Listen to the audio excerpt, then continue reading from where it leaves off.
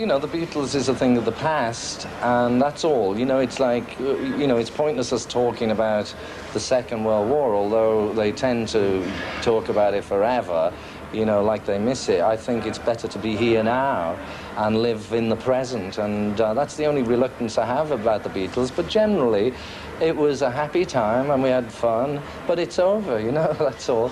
You just mentioned the present then. How does George Harrison see the present right now? The present?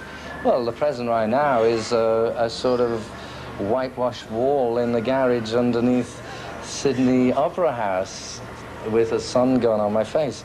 But the present, when I walk out of the car park, will be the sunshine of Sydney and a lot of nice smiling faces and friends, and it's very enjoyable, particularly down here because we don't have cruise missiles in our back gardens. You worried about that?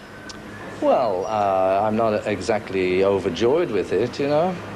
But, I mean, you have to live up there to feel that, because it's sort of like people playing cowboys and Indians in your backyard, you know. It has nothing to do with us. It's just two mighty powers just using us as the excuse to practice, you know, warfare.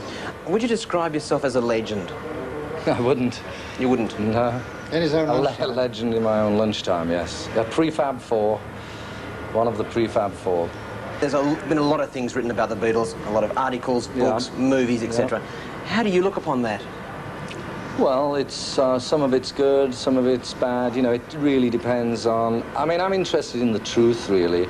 Anything that's honest and truthful, even if it's something that I might not like, in as much as, you know, if there's something that is... As long as it's the truth. I dislike books and articles and things that are written by people who don't know anything, who, you know, just spread rumours and make out that life wasn't exactly as good as it was. What was the biggest lie ever written about the Beatles? Would you know that one, Derek, or George? No. What happens is that once people know everything, they begin to invent, so the thing gets really out of control. Possibly the biggest lie was that every time he went into Apple, there was a man in a frock coat who had a basin full of pills, and the guests were all allowed to choose whichever stimulant or downer they wanted. Okay, you've both worked together. Derek, how would you describe George Harrison? We're very dissimilar in some ways. He drives fast cars. I don't hold a driving license.